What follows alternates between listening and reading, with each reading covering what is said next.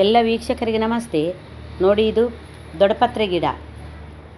ಇದನ್ನು ಸಾಂಬ್ರಾಣಿ ಗಿಡ ಅಂತ ಕೂಡ ಕರೀತಾರೆ.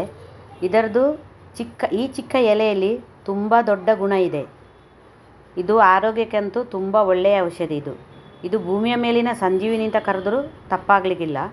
ಈಗ ಇದರದೊಂದು ಸಾರು ಹೇಗೆ ಮಾಡೋದು ತೋರಿಸ್ತೇನೆ.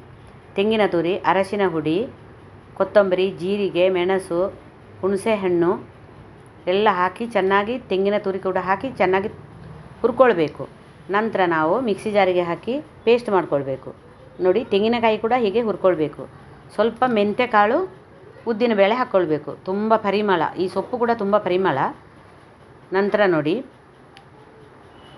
ಈ ಥರ ಹುರಿದು ನಂತರ ಮಿಕ್ಸಿ ಜಾರಿಗೆ ಹಾಕ್ಕೊಳ್ಬೇಕು. ನಾವು ಸೊಪ್ಪನ್ನು ಚೆನ್ನಾಗಿ ತೊಳೆದು ಅದನ್ನು ಚಿಕ್ಕದಾಗಿ ಹೆಚ್ಚಿಟ್ಟುಕೊಂಡು ಕುದಿಯುವ ಸಾರಿಗೆ ಹಾಕಬೇಕು. ನೋಡಿ, ಈ ಥರ ಹೆಚ್ಚಿಟ್ಕೊಳ್ಬೇಕು. ನಂತರ ಬಿಸಿ ಮಾಡಿದರೂ ಆಗ್ತದೆ ಅಥವಾ ಹಾಗೆ ಡೈರೆಕ್ಟ್ ಹಾಕಿದರೂ ಆಗ್ತದೆ. ತುಂಬ ಪರಿಮಳ, ಇದು ಸಾರು ಕೂಡ ತುಂಬ ಪರಿಮಳ ಆಗ್ತದೆ. ನೆಕ್ಸ್ಟ್ ವಿಡಿಯೋದಲ್ಲಿ ನಾನು ಇದರದ್ದು ಚಟ್ನಿ ಹೇಗೆ ಮಾಡೋದು ತೋರಿಸ್ತೇನೆ ಮತ್ತು ಬಜ್ಜಿ ಹೇಗೆ ಮಾಡೋದು ಅಂತ ಇನ್ನೊಂದು ವಿಡಿಯೋದಲ್ಲಿ ತೋರಿಸ್ತೇನೆ. ಇದು ತುಂಬ ಆರೋಗ್ಯಕ್ಕೆ ಒಳ್ಳೆಯದು. ಮಳೆಗಾಲದಲ್ಲಿ ನೋಡಿ, ಶೀತ ಎಲ್ಲ ಆದರೆ ಇದರ ಸೊಪ್ಪನ್ನು ತಂದು ಹಂಚಿನಲ್ಲಿ ಅದನ್ನು ಸ್ವಲ್ಪ ಬಿಸಿ ಮಾಡಿಕೊಂಡು ಅದನ್ನು ಹಿಂಡಿ ಅದರ ರಸ ತೆಗಿಬೇಕು.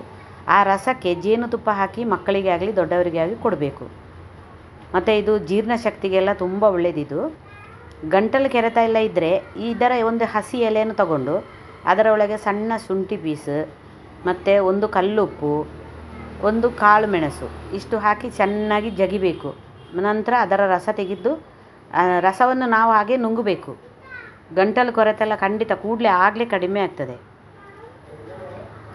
ಇದೊಂದು ಭೂಮಿಯ ಮೇಲಿನ ಸಂಜೀವಿನಿ ಗಿಡ ಅಂತ ಕೂಡ ಕರೆದರೂ ತಪ್ಪಾಗಲಿಕ್ಕಿಲ್ಲ. ಇದು ನೋಡಿ, ಚಿಕ್ಕ ಪಾಟಿನಲ್ಲಿ ನಾವು ಮನೆ ಅಂಗಳದಲ್ಲಿ ಬೆಳೆಸ್ಬೋದು ಅಥವಾ ಮನೆ ಎದುರುಗಡೆ ಕೂಡ ಒಂದು ಅಲಂಕಾರಿಕ ಗಿಡವಾಗಿ ಕೂಡ ಬೆಳೆಸ್ಕೊಳ್ಬೋದು. ನೋಡಿ, ಸಾಂಬಾರು ತುಂಬ ಒಳ್ಳೆಯದಾಗ್ತದೆ, ರುಚಿ ಕೂಡ. ಈ ಚಿಕ್ಕ ಎಲೆಯಲ್ಲಿ ಎಂತೆಂಥ. Thank you.